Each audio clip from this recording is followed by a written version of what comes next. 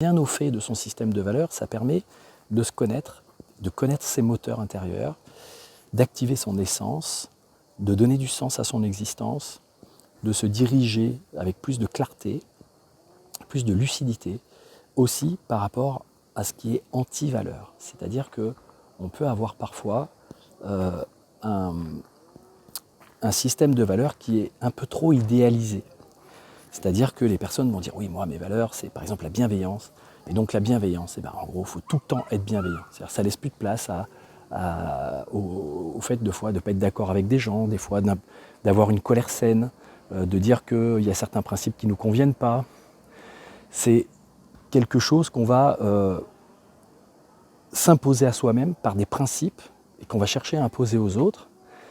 Et donc du coup, ça devient un extrême. C'est-à-dire que les valeurs, comme c'est des polarités, c'est-à-dire si je ne suis pas bienveillant, ce que j'estime être positif, alors ça veut dire que je suis malveillant. Si moi j'estime qu'être bienveillant c'est se comporter de telle et telle façon, alors ceux qui ne se comportent pas de telle et telle façon sont par la force des choses, par contradiction, malveillants. Même si je ne dis pas qu'ils sont malveillants, c'est d'une certaine façon ce que je ressens ou ce qu'eux vont ressentir parce qu'ils ne collent pas à mes principes à moi, à mes valeurs à moi et qu'ils n'ont pas les mêmes critères d'être bienveillants.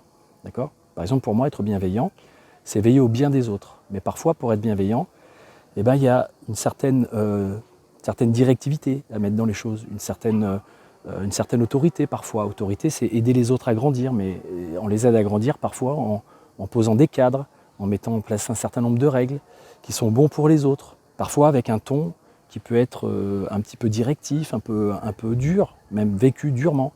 Mais ça peut être à des bonnes fins. Ça peut servir quelque chose.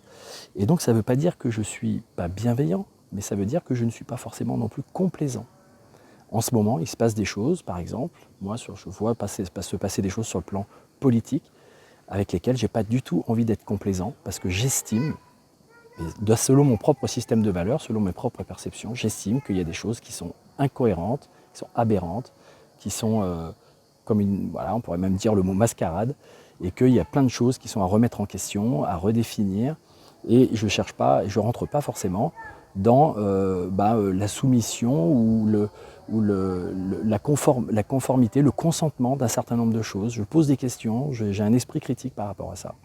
Voilà, parce que effectivement, ça devient important de faire référence à son propre système, à son propre jugement intérieur, quand le monde extérieur est divisé, que le monde extérieur vous propose des choses, mais qui sont paradoxales.